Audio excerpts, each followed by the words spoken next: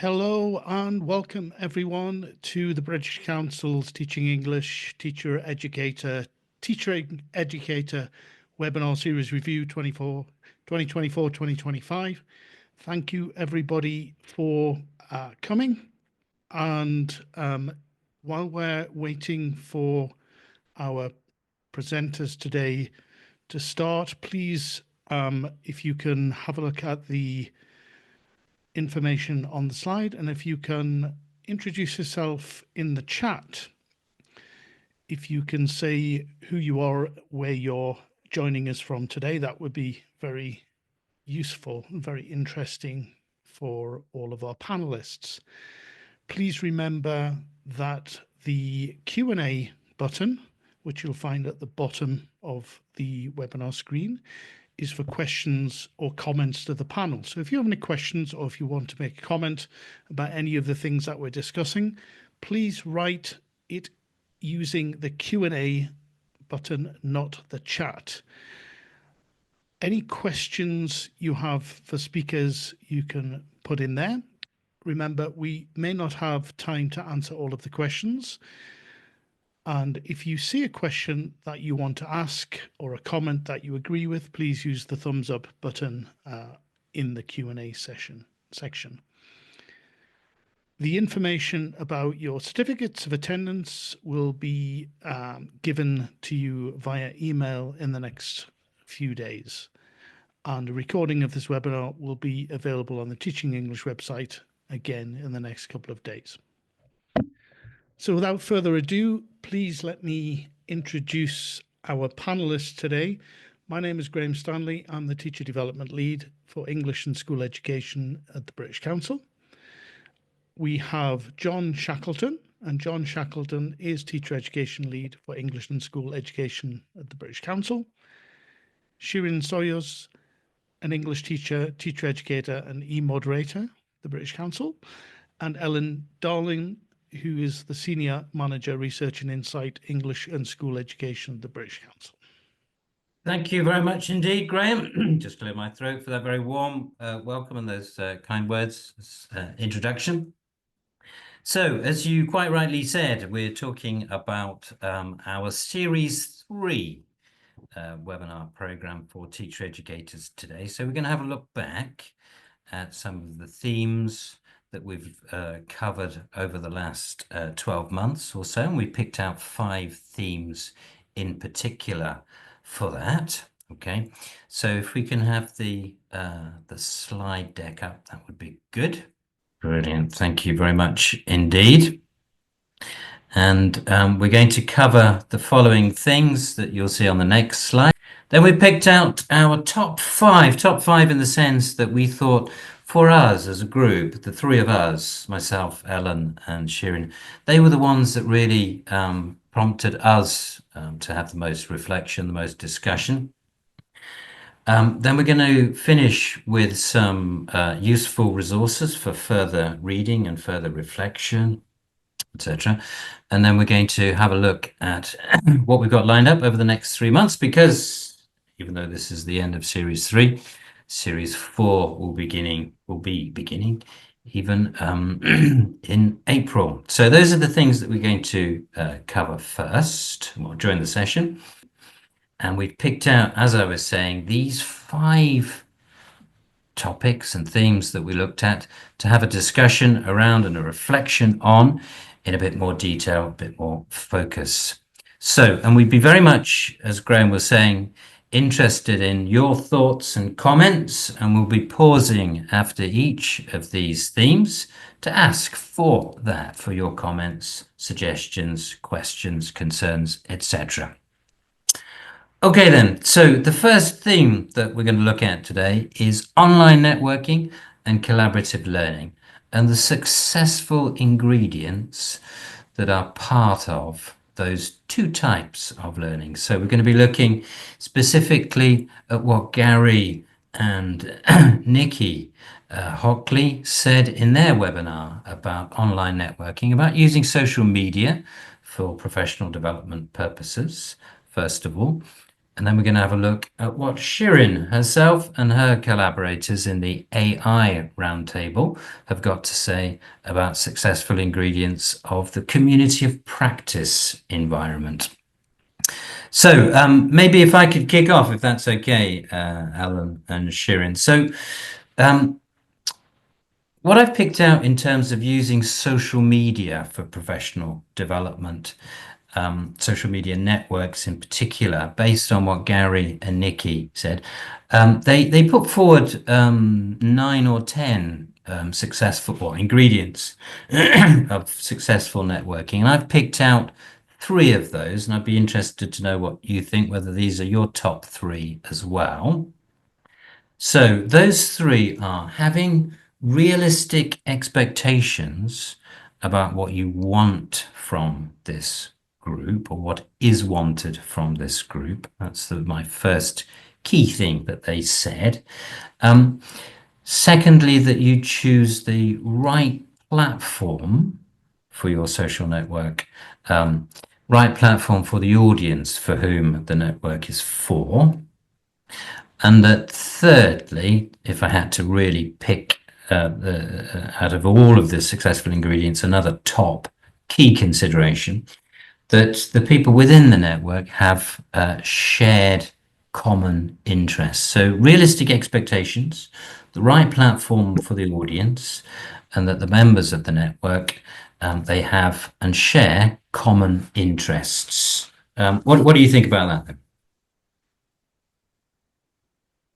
I like the idea of having shared interests, John, and this is actually what I also wanted to mention, because this is something we discovered, as you mentioned, in our recent AI roundtable. So we set up a community of practice.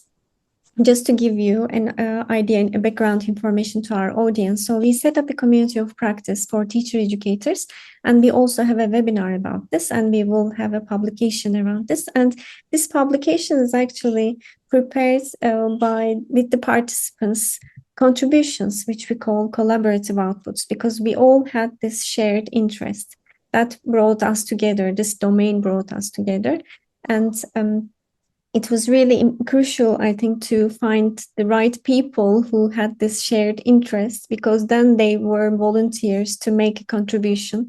And the motivation came from within. And through that motivation, we produced collaborative outputs, which will be published soon, and which brought success to this community of practice, I think.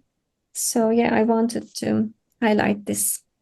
Yeah, I think that the idea of having shared interest is really important, because it sort of, if you're in a bigger group where there's lots of different interests or different backgrounds, and you're trying to work as a community, there's a lot of noise, there's a lot of other distracting stuff going on that means that you can't really focus on the areas necessarily that you're interested in. So I can see why that's one of the essential ingredients, is this united interest in quite a focused area. I think that's a good way for online groups to work. One thing I wanted to say was about the online networking aspect of what they talked about in that webinar, and that was the idea that there is a very small group of very active people in a group, followed by people who, you know, are there and maybe are what we might term, although it's not a very friendly term, we might call them lurkers. And unfortunately, I often identify as a lurker in the groups that I'm in, but I do notice, and I still get a lot out of just reading and absorbing and seeing what's going on, but I do notice that when I am on a course or I am forced to move more into an active role and to be more contributory to the group, that I actually, as a professional, get more better and more quality professional development when I stop lurking.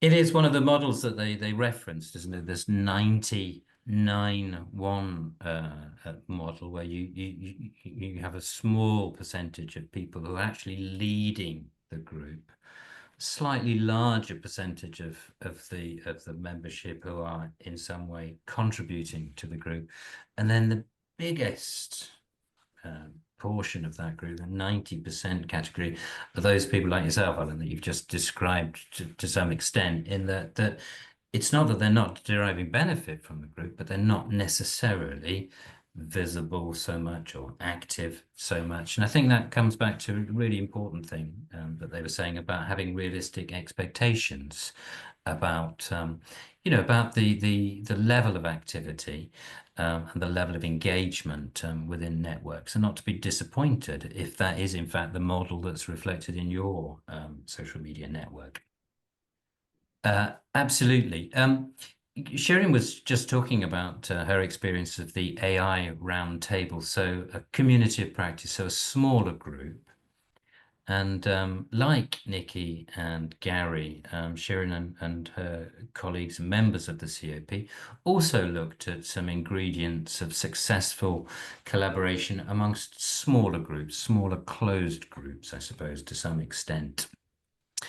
And of the 7 or 8 that Shirin mentioned, the 3 that really resonated with me, and I thought, without these, then nothing can happen, were the following. So the first thing was about establishing and strengthening a supportive environment. So in an environment in which people who have different opinions, who have different ways of working, who have different emotional baggage that they bring to group working, that environment is such that they're able to flourish and thrive, and are able to do things in a way that best suits them. So to accommodate that difference and diversity through that supportive environment, and that we have to work hard at not just establishing that, but at maintaining that. I suppose typically communities of practice, and to some extent networks, they're quite organic. People come, people go. So the continued look at maintaining that supportive environment, amidst a changing membership. So that was the first thing. The second thing, which is linked to the first thing, as things often are, was to do with leadership or facilitation or moderation. That somebody or some people who are in some way either self-nominated or designated, assigned some kind of role in making sure that there's a cohesion and a direction and a structure to programs, that kind of leadership, that kind of facilitation, that kind of moderation has to be appropriate and sensitive. It has to really harness the power of all of the people, and cater to all of the interests of the people within the group. So that appropriate leadership was a really important thing. And I think the final thing that stuck in my mind, which was to do with communities of practice rather than social media networks, was this idea of the community of practice. I mean, there's a clue, isn't there, in the word practice, that it addresses a real world need, that it's not just somebody's wish to do something on something, that it is for the membership actually trying to solve some kind of problem or series of problems, and that those problems or problem are rooted in the real world. So it's got a practical application. One of the things that Shirin talked a lot about was collaborative outputs. So those were the 3 things that I took away from your webinar, Shirin. I don't know whether you'd like to pick up on any of those or suggest others that might be more important. Maybe I can say how, because we want to set up all of these things, but how to do this. So something helped us in this community of practice. It was a tool maybe, or a model. So we started with an inquiry-based learning approach. So we started by brainstorming the questions we had about this time, our shared interest was AI. So we started by writing down all the questions we had, and then we categorized these questions, and then we grouped them, and we had a list of questions that we wanted to identify in this community of practice. And at the same time, this helped us establish this supportive environment, because we got to know more about each other, and we also it helped us break the ice in the first weeks. And then we selected the topics that we were interested in. So everybody selected the topics that they wanted to work on according to their skills and knowledge gaps. And this actually created an environment in which participants made decisions to decide what they wanted to work on throughout the community. So it was the community activity moved away from a top-down approach, in which the community leader nominates participants to work on the community activities, but participants made a decision. So there is an increasing acknowledgement of this co-regulation as we were helping each other to learn. So learning wasn't an isolated activity. So we were learning and discovering together, and we had an aim in mind. We wanted to produce something to help other teacher educators to use in their classrooms. So that was really helpful. This model worked well because it was bottom up. It was about helping each other, co-regulation, and participants took ownership of their own learning and guided each other, and naturally stepped into leadership roles because they presented those collaborative outputs. And now we will have a publication, something to share with the wider audience. So this model worked really well, started from inquiry-based approach to working in small groups. In addition to having a large community, we worked in small groups to produce these collaborative outputs. And in the end, we presented. So this helped us also build a stronger bond and a stronger sense of community feeling in this community of practice. And I think from listening to you that the strength of that model is that that professional development and inquiry is very much centered on the individual's desires and needs. It's centered on, what are they interested in? What don't they know about and they want to know about?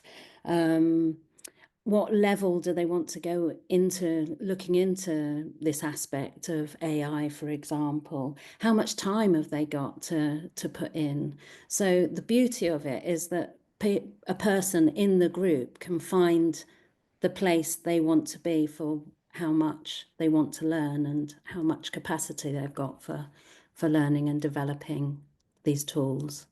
Yeah, exactly. And this was mentioned. So having this choice, having this freedom, these also improved, empowered participants and helped agency. So it improved the agency. Participants then became more motivated to participate.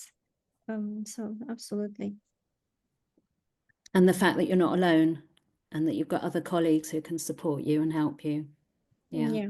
Yeah, I think it's so important, isn't it, to bring it also back to the question of how as well, because I think, the three of us in particular, many millions of people around the world in education and in other fields of human activity, because we are such, I think, collaborative beings, and that trying to work out how best to cultivate effective collaboration, effective collaborative learning is very much a human occupation, it seems to me.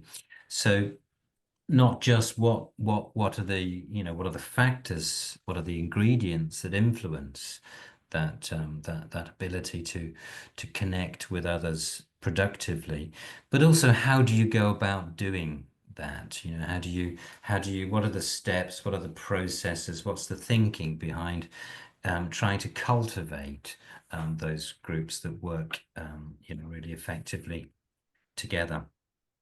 I think I've just had a message from Graham. Did you want to pause us for a second and to gather some comments and questions from the audience? Sure. Thanks for the discussion you've been having so far. There is a question from Hassan Mohammadou Avinivi, who says, how is it possible to segregate different groups of people that you want to disseminate information or teach, who have different levels of education but limited personnel to lead them into small groups? So he says, for example, using social media, how can I apply or harmonize a language that will help pass the information to everyone without discrimination? I think what he's getting at here is that, is there any advice that any of the panelists can give about how best to kind of encourage people to work into smaller groups and to participate? Did that come out in one of the webinars, or is that something that a particular social network lends itself to better than others, etc.? I don't know if you have any comments on that. Yeah, it's a really good question, I think, and there's a lot in there that we could answer. I suppose the first thing to be said is really to do with one of those successful ingredients that we haven't really focused on, which is about dealing with diversity. So diversity, one of the points that the person from the audience is making is about diversity of levels of education, for example, perhaps levels of familiarity with a particular subject, or all sorts of different kinds of diversity. And I think one of the things that can be done in relation to that is really, I think, to question your own kind of unconscious bias. And I do mean that. It's not just a buzz expression or a catchphrase or something, but really before you start and during the process of setting up or establishing or maintaining a network or a community of practice, to really examine how you feel about diversity, how you feel about differences in levels of education, levels of experience. So I think that's the first kind of consideration. In terms of grouping then, and to unpick a little bit more what the question was about, I think clearly something is to do with the clarity of communication as well. And again, maybe that's a bit of an obvious thing to say, but to really empathize with the membership of the group, really put yourself in the position of the members of that group and think, okay, then, so if I communicate in this particular way, that's likely to cause offense, or that's likely to be particularly effective. So I would say in response to that question, those two things are important. And then thirdly, in terms of grouping and encouraging, I think, again, to come back to the main thing that we've been talking about, which is about shared interest, that there's no point creating groups for people who don't have a shared interest, who don't have a particular professional interest, in our case, in aspects of their work. So I think it's those three things really, about examining your own bias when it comes to diversity and membership of the group. I think it's about being very clear and empathizing as the driver for how you communicate with people. And I think thirdly, in terms of groupings, to really focus on shared interest. And Ellen's question that we always ask in our work is, what's in it for me? So to put yourself in the position of people who are likely to want to be in that group, how do you answer that question? What exactly is in it for the people that will join the group? And I also think in terms of communication, use everything you can at your disposal. So if you have got any visuals, they are usually much more accessible to a wide range of people than a written message. If you are working with a multilingual group, make use of the fact that you've got, or a monolingual group, that you've got languages in common that you can also communicate in that way, so that you're not excluding teachers or teacher educators who maybe don't have a fluent level of English. So using everything in your repertoire to communicate, I think would also be some, and it also touches on other webinars that we had in this series that we won't have time to talk about, but a multilingual approach or a translanguaging approach to communication can also be really good at including a wide range of people in the group. I would also like to add one little thing. So I think for all communities, we first need to start by listening to the audience. So what will they say about their needs, their expectations, and their interests? And by understanding this, we will also be able to identify those core members. Maybe within your large community, you see that there are smaller groups, and who are those people who could lead those small groups? Then you could maybe have them on board as your co-leaders. So this distributed leadership is maybe the best approach. Then you won't be responsible for everything. I think a community leader role is a bit challenging. It's better when you share it with others, then you have more voice, and again, this brings diversity, and it's more fun to lead a community together with others. So this would maybe help in terms of management in the long term to make it more sustainable. Thank you very much. Are we okay, Graham, to move on to the next point? Would that be all right? Yes, please do. Okay. So the second thing, the theme then that we'd like to look at in greater detail is to do with Richard Smith's webinar on exploratory action research. So he was talking about exploratory action research. He was talking about practitioner-led inquiry, and in summary, talking about the processes, the skills that teachers need, and therefore how teacher educators can help teachers to investigate their own practice. Okay, so to investigate systematically their own practice. I've got some quite strong views on practitioner-led inquiry, and these views are, I would say, directly in opposition to people who say that, well, teachers teach and researchers research. Probably also in direct opposition to people who say, yeah, so what we need to do is we need to help teachers to engage with research, meaning to be able to read and internalize and digest and act upon research that comes from other places, typically, I suppose, that come from universities, for example. So my opinion is that if we are not helping teachers to develop the skills and understanding they need to investigate systematically their own practice, then we are failing them in some way, and that every program of professional development that's for teachers must have a focus on practitioner-led inquiry.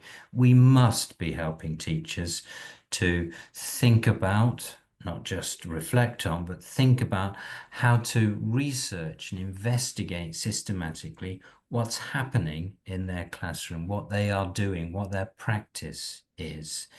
Because, again, it's perhaps another human thing to think about what we're doing, to investigate what we're doing, and to draw conclusions from that, and perhaps improve what we're doing, I think is a fundamental human activity, and it's particularly important in education. It's particularly important for teachers because education has a transformative role to play in society. So we need, I think, constantly practitioners as well as researchers, everybody that's involved in education. We need constantly to be thinking about how can we make it better for the learners for whom the education systems around the world are in place for. So I've got quite a strong view on that, that it's absolutely essential for teachers to know how to do and also to respond to their own inquiry. Yes, you have such a strong opinion, John. Yes, I agree with you with your ideas that practitioner research is really crucial. It's important because it includes higher order thinking skills, analytical thinking, and these are really important for us as teachers to understand. So it's also about understanding our learners, understanding our practice, and it actually includes all the key ingredients of an effective CPD program, ideally, when we research our practice. This is not academic research, by the way. This is practitioner research in which teachers or teacher educators explore their practice. And in that case, we have a goal in mind. We have a topic that we want to investigate. We have our research questions, and then we use those research tools such as a reflective journal, maybe a questionnaire with our learners, or a focus group meeting, and then we analyze this and we come to a conclusion. If it's exploratory action research, then we can continue with an action plan. So in that case, we have included all the key ingredients of an effective CPD program in a meaningful way. And then in such a professional development environment, instead of always looking outside for solutions, teachers are supported in investigating their own practices. And this is really valuable to be able to understand what is happening in our practice by using this evidence-based practices. So everything we decide could be based on evidence. We can understand our students' behavior by collecting feedback from them in different ways. Perhaps teachers are doing this already, but when it's practitioner-led inquiry or research, it's done more explicitly, purposefully, and in a more systematic way. And teachers become a more reflective professionals, and it increases their well-being because they understand the reasons why things are happening, and they have a better understanding of their own practice. So there have been so many examples of this within the British Council in different parts of the world under exploratory action research. So from that point of view, I agree with you. But on the other hand, are all teachers interested in their professional development? That's the question. So I hope they will be. Maybe they haven't seen the benefits yet. So maybe we need to highlight the benefits. Therefore, as teacher educators, first we need to know what practitioner research is, because teacher educators, as Richard also mentioned in his webinar, are in between academic research and teachers, practitioner research and teachers. So they need to understand, they have a key role to make these more accessible to the teachers. Yeah, just to pick up on that, as my role is to commission and publish research written by academics from universities, I don't think that the two are, you to choose one or the other. You can have both. You can read research and do your own research in the classroom.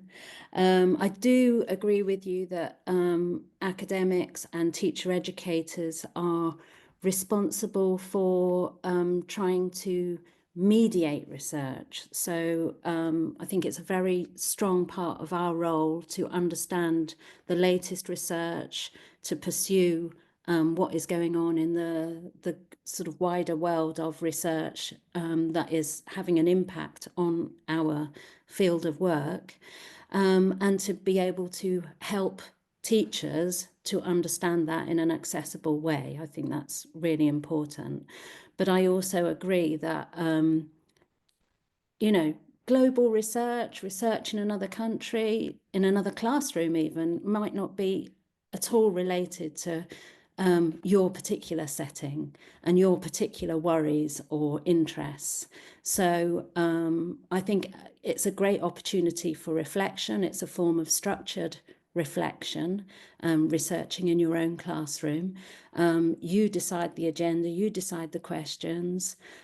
You're given permission to ask your learners what they think about what's going in the classroom, which is also really important and quite scary if you've never done that before. So being able to do that in a structured way is also a fantastic opportunity. And I think it's professional development for very little time input, because okay, you may have to prepare a questionnaire before or think about what's worrying you in the classroom, but most of what's going to go on in your professional development goes on in the classroom at the same time as you're teaching. And then if you want to develop and learn as a professional educator, then you're going to reflect on what's going on. And if you've collected actual data, that gives you much more evidence and tangible things to reflect upon. I mean, I think people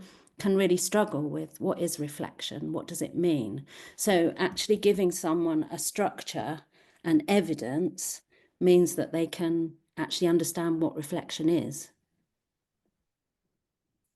I'd say there were two clear messages there before we just pause, and I think for teacher educators that I think came out from what you've been saying, but also in Richard's webinar, that we've got a responsibility and a role, as you quite rightly say. And I think the role is to help teachers to find a balance. One of the questions that's just come in is about workload. So to find a balance between teaching and thinking about teaching or investigating teaching, absolutely.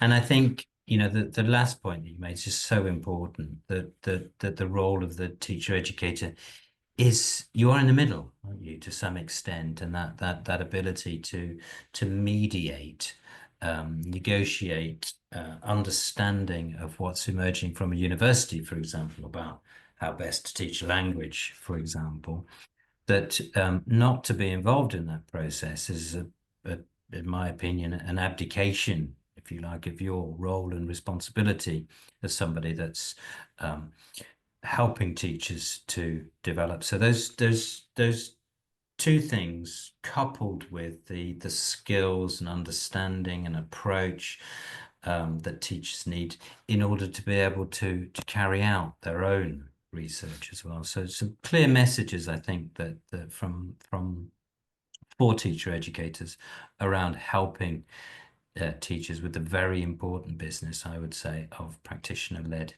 inquiry. If that's okay, Graham, we'll pause there to see if there are anything that you would like to add, or if there's anything from the audience. Yes, of course. Thank you, panelists. We do have a question from Priya Mishra, who mentions that you teachers often have so much to do, as in their teaching, and then they have a lot of admin work. And so it may not be possible or very practical for a lot of teachers to actually have time to write in reflective journals, to inquire about their own practices. Are there any other effective ways, Priya asks, for teachers to be able to reflect? Or I suspect that you are going to suggest that actually reflection doesn't need to take a lot of time. Would that be the case? Yeah, absolutely. In practitioner research, also teachers reflect for a purpose. Actually, we do it all the time. It's just something that we can do practically. So it doesn't have to take a lot of time. It's only to collect data, to collect evidence. So it can be brief notes, maybe bullet points. Doesn't have to be a long paper.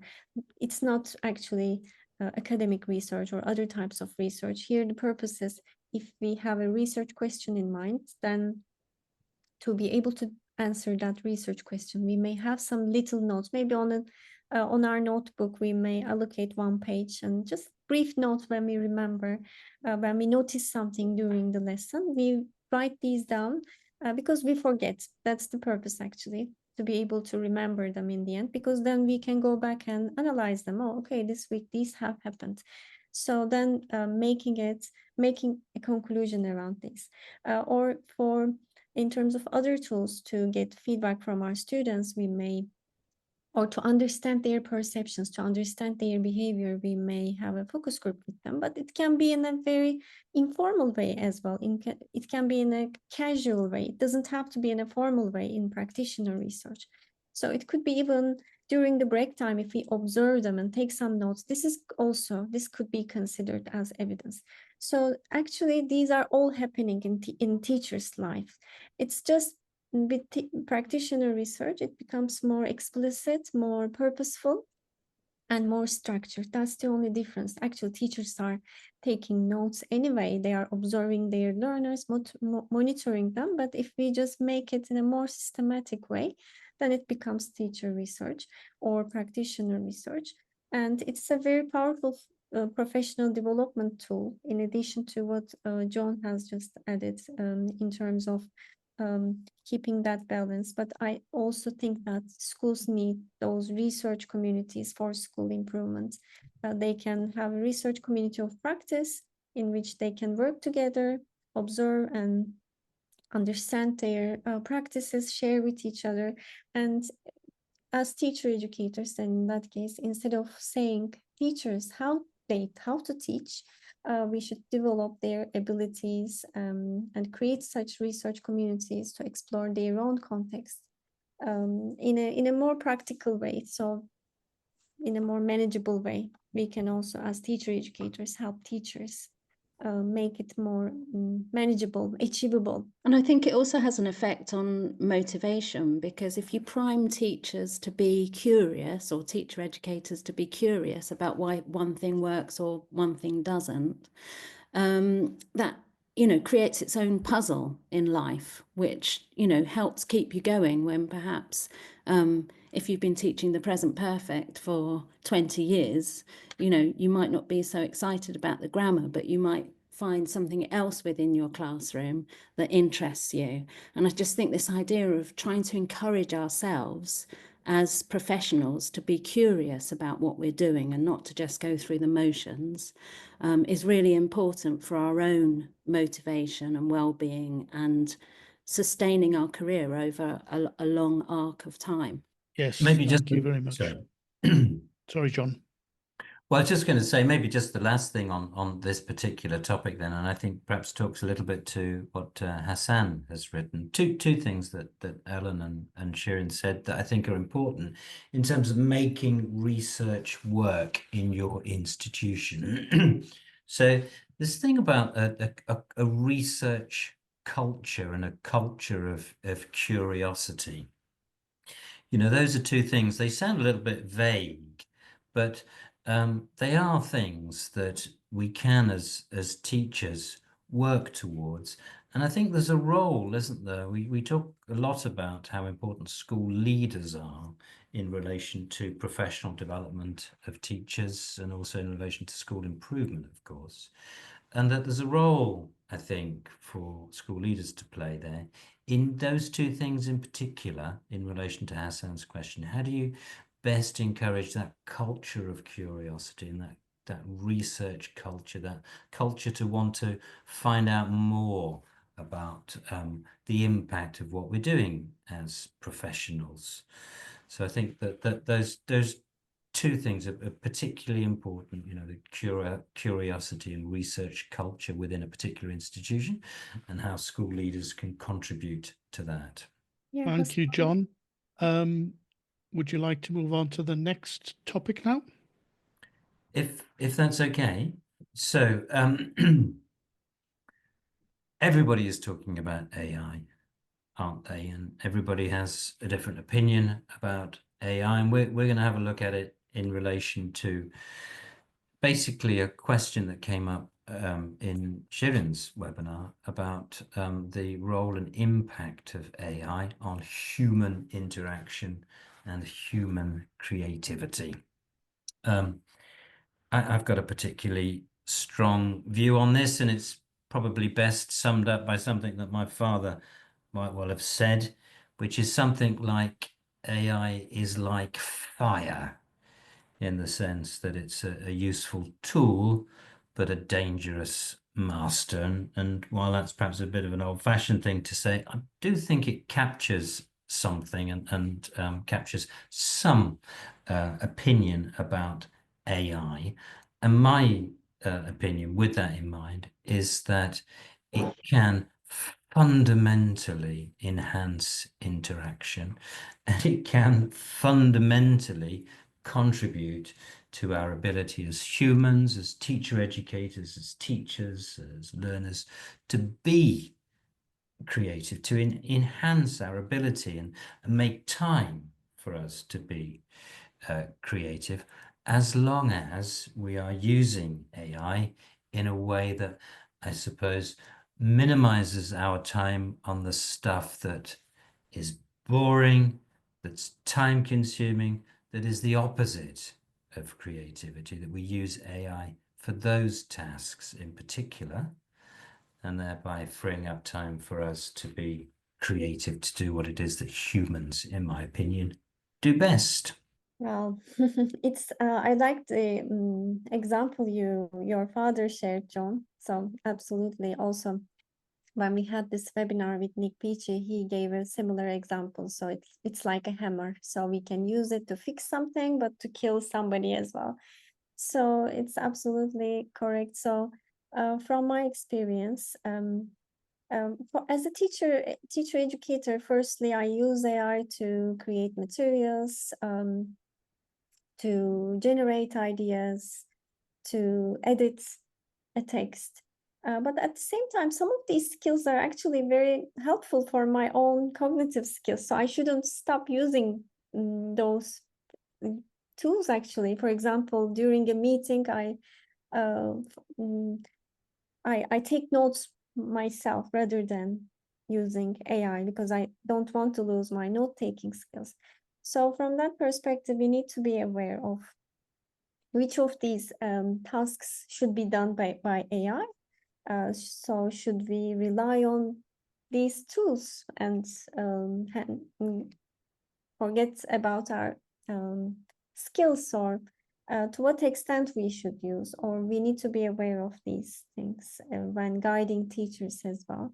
There have been some very interesting examples in research in which they use AI in different ways. So it's some experiments, for example, with brainstorming, students use AI, and then they remove the tool, they remove the AI and see how it affects students. And they see the negative effects of AI on learners. From that point of view, over-reliance is not, it has its limitations. From my experience, I have seen this firsthand, connected to teacher research, and the previous question. Teachers also can use AI during teacher research to help them in certain parts of research. For example, in designing data collection tools, it can be used, or to summarize data. AI can help busy teachers. But what we have noticed, although AI can be very helpful in some certain parts of research, when you actually make a conclusion, in the conclusion part, when you analyze all your data and make a conclusion, an action plan, then AI was not really helping, because it was too generic and it was like just summarizing what is written there. But actually, teachers have their own insights to make a conclusion. In that case, it was more beneficial for human mentors or teachers themselves to make that conclusion rather than relying on AI. So research supports human plus AI systems, human in the loop, and we need to carefully decide what tasks AI should handle and what tasks we need to handle, and ensure we keep control and creativity. Yeah, if I can jump in there, keep the human in the loop is my motto for using AI. How do I use AI in my work? I use it to summarize research reports so that it saves me time reading the whole thing. I use it to help me mediate research results. So by asking it to simplify the concepts that are in the research report and break those down into bullet points so that they can then be shared with a wide group of teachers and teacher educators. I also use it for writing emails. Write me an email doing this, or if I've got a stream of consciousness of something I've got to write, I'll just type it in as it comes, and then AI can make it look nice and cohesive and coherent. So I use AI quite a lot. I also use it for as a buddy. So getting it to ask me questions so that I'm creating the responses and my knowledge from living all this time in the real world with all my senses and all my experience and skills as a teacher educator. But it's asking the questions that can prompt me to think, oh yes, I hadn't thought of that. Let's put that in, or whatever. So I think AI can be interactive. I think it can be very creative when using AI. I think the important thing that maybe we haven't mentioned so far is that as professionals with a lot of experience in teaching and teacher education, we know how to write lesson plans and session plans. We know the theory behind X, Y, and Z. We know how to give feedback in a sensitive and positive and effective way. If we ask our new teachers to do that before they are then allowed to use AI, that's really important, because we're in the privileged position that we already know how to do those things. We can ask AI to help us and we can check what it comes back to us with. But if you're a young person now who hasn't gone through all that training and practice of developing those skills that we have as teachers and teacher educators, they need to be able to develop those independently before they go on to use AI as a hammer for good, not for bad. I do have a question for you panelists. There's a couple of questions about AI, but the first one is one that has been a worry for many teachers since generative AI has appeared, and I think it's worthwhile you addressing it. Do you think AI will displace all of us teachers teaching English as a second language? Asks Albert Jorge Maglaki. Come on. I had a very interesting answer to the same question the other day about displacing or replacing teachers, and that the person said, yeah, I don't think AI is going to replace or displace teachers, but I think teachers who don't embrace AI will get displaced, if you see the difference between those two things. So I think really the answer lies in pretty much what Alan was saying about I think critical awareness. And I think that it's very unlikely that a future scenario is that learners are learning a language exclusively without the help and support of another human being. And our challenge is to find the right kind of role in an AI age and AI environment where the teacher is able, as a collaborator, to contribute to the language learning of the individual. So yeah, I don't feel particularly concerned about displacement or replacement, but clearly it's you know, we need to adjust to a different set of circumstances now and find really the best role for human collaboration across the board, but in relevant to the question in relation to learning a language as well. On the positive side, I think that AI will be able to help with diverse student needs and being a personal tutor to students for homework and things like that. I think it could really be a very strong instrument for individualizing support to learners. At the moment, I'm learning modern Greek. Don't know if there's any Greek people in the audience. And I have an hour and a half or 2 hours of Greek a week. And I'm left with lots of questions and lots of perplexities after my lesson. I love my lesson. I love my teacher. I love the group that I'm in. So all those things are really important as learners. But when I get home and when I do my homework, I do get help from AI, not cheating, but clarification that, you know, is this right? Can you test me on this? I can't remember that. Can you give that to me again? And it's really, you know, it's transformed my ability to learn independently as well as learning in a classroom. That's very nice, Ellen. I really like the idea of personalized teaching. That's, I think, one of the biggest strengths. I think we should stop seeing AI as a tool. It's not a tool anymore. It's more than this. So it's a change. It's a paradigm change. So something has changed. We are not really aware. We don't know what's going to happen.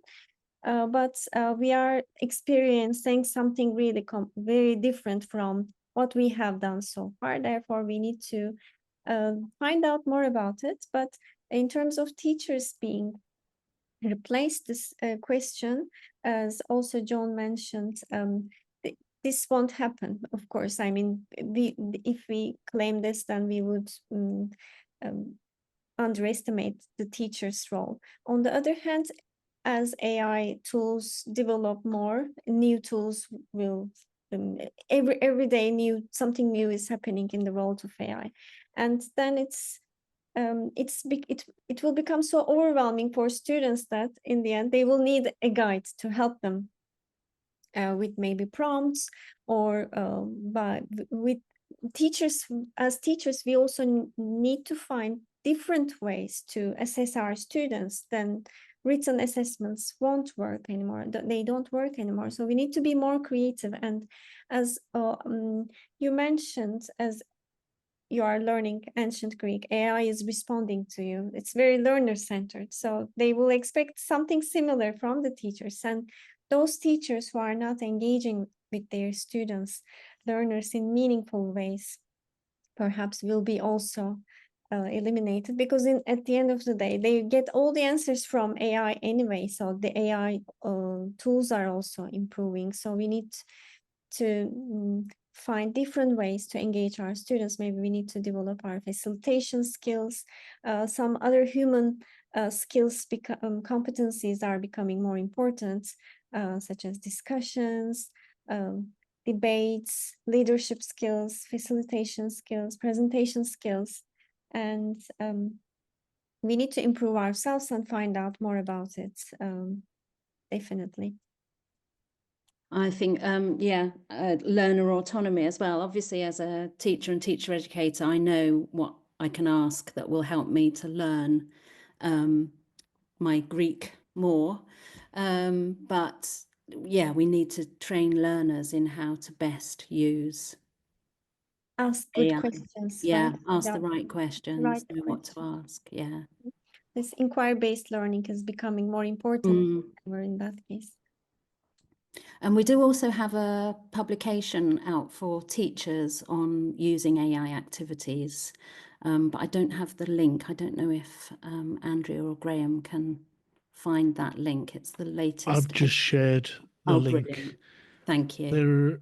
The link to activities Yeah. for teachers. Yeah.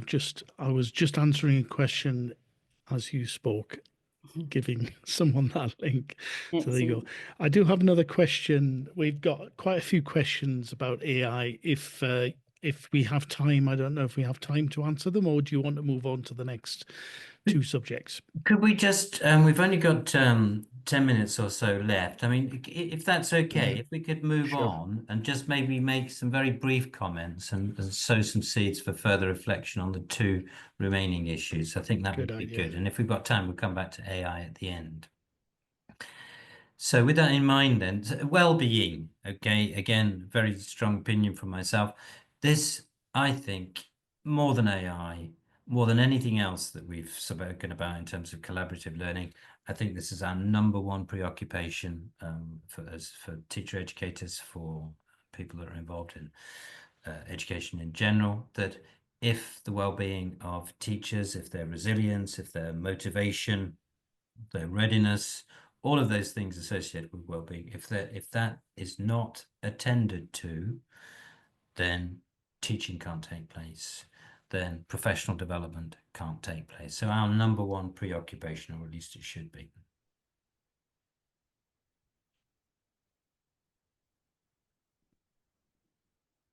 Yeah. Well, it's difficult not to agree with that.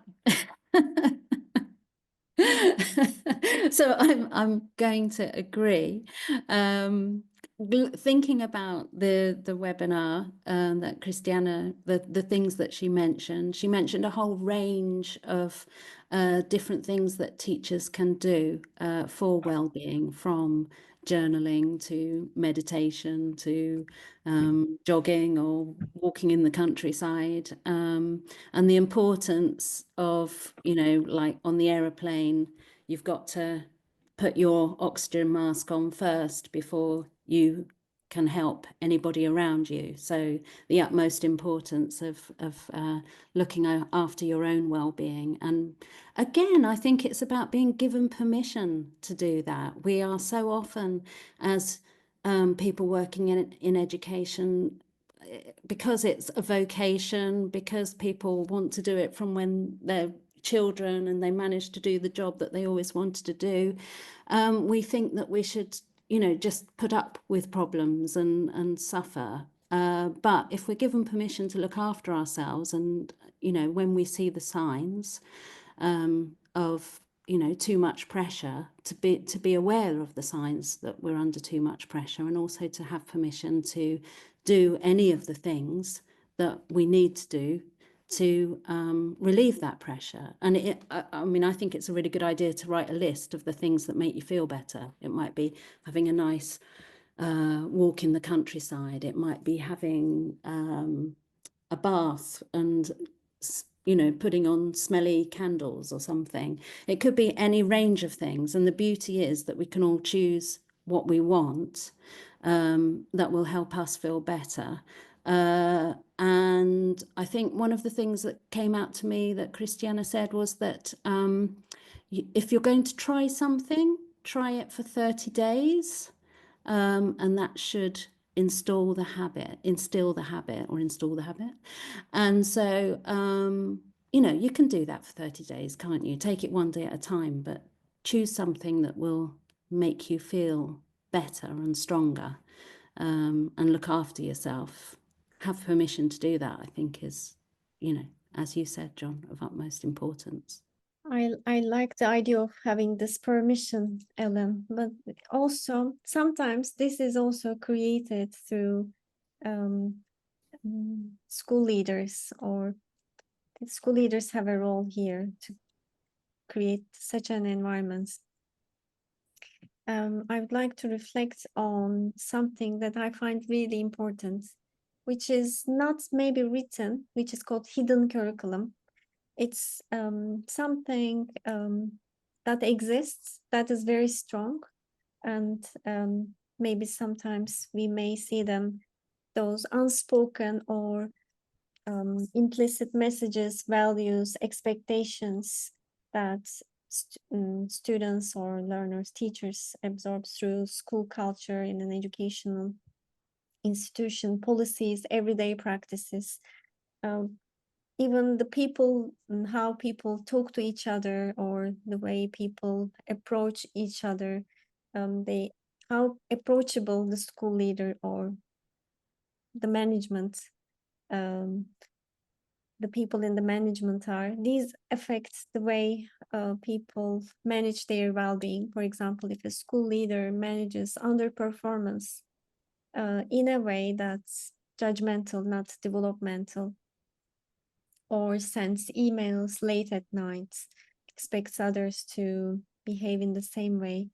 So I think from that perspective, we need to be really aware of the curriculum, underlying curriculum that is not written through our behavior, through this, how we set the tone in an institution for well-being to happen is really important. We should really be aware of the fact that our actions actually have some consequences in other people's well-being.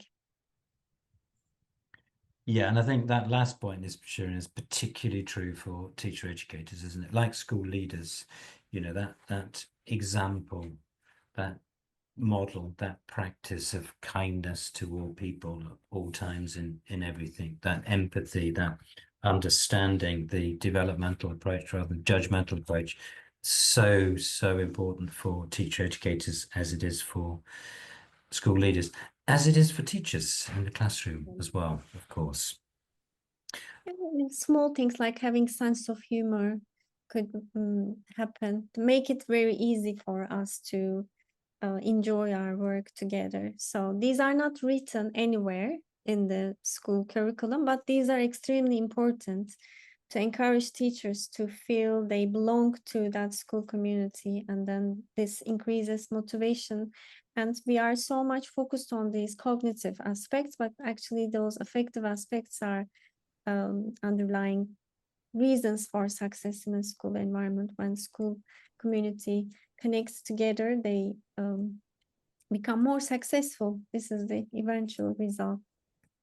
That's right, and it's not sufficient just to have a list of values, you know, that kind of encapsulate some of the things that we've been talking about, you know, experience from our own organization, where there's a mismatch between values and actually what people do, actually how people behave.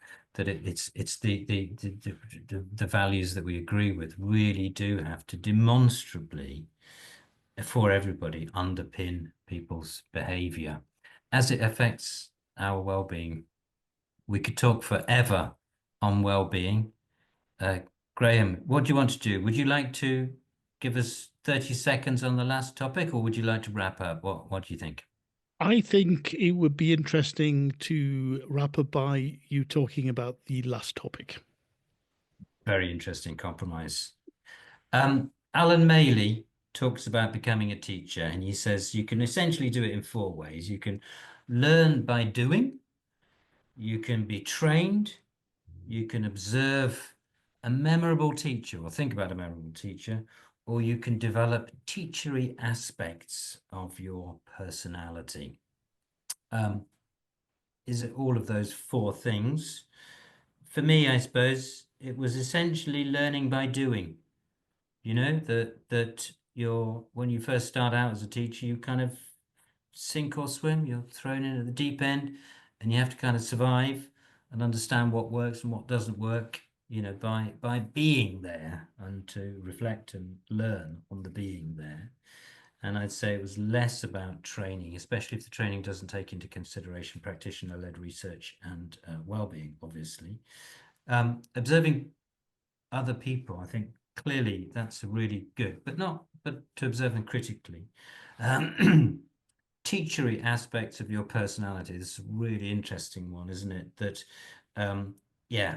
So I don't normally shout, but in front of a group of people, I have to project my voice. I don't normally say, I think you should do this and you should do that, and I'm talking to my wife, for example, or my friends at the pub or something.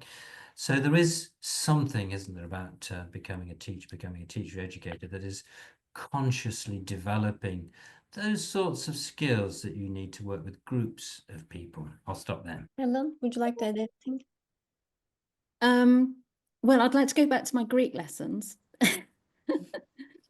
And yes, I agree with Alan on all the things he said, but he did talk about learning other things. And I think actually the process of being in a position of being a learner in a formal situation is really useful for teachers to understand from the other side of the classroom.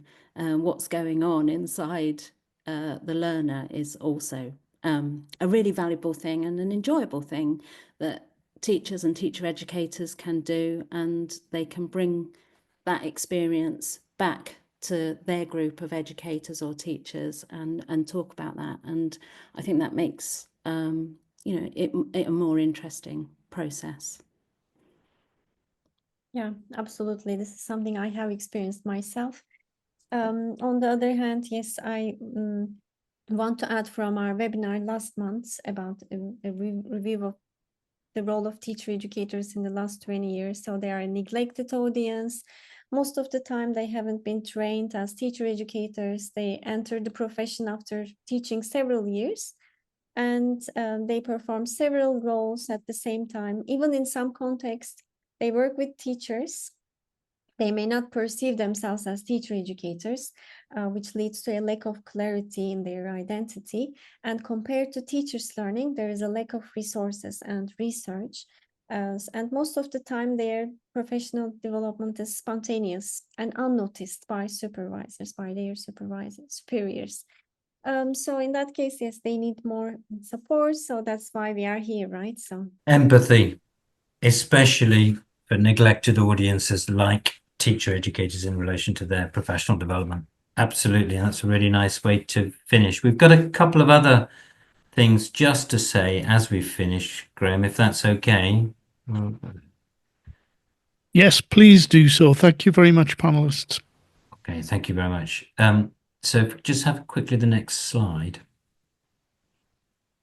So we've got some really useful resources. We've got some activities for getting the most out of session recordings. We've also got, on the next slide, a learning resource pack for teacher educators, which has got lots of very interesting things in it. And in relation to this particular webinar and all of the webinars that have been in this series, we've got a great big reflection quiz for you. So we'd like you, if you have chance, for your own benefit, for your own well-being, of course, for your own practitioner-led research, to have a look at all of the questions that we brought together that in some way get at the themes that our presenters have spoken about over the last year or so. It's not the end of the journey by any means. It's just the beginning of series 4. And the next 3 that we have for you, April 29th, we're talking about teaching oracy. So how to help teachers listen more and talk less. We've also on May 20th, art-based translanguaging practices. And then on June 17th, we've got a brand new CPD framework for teachers that we'll be looking at in relation to observation, but more generally about its implications for teacher educators. So that, I think, is all from us. Maybe a final word from Graham. I would just like to finish by saying thank you very much to you, Ellen, Shirin, and John for reviewing the webinar series. And thank you also to all of the questions and comments from everyone who participated as well. And I think everyone here is looking forward to the next series of webinars.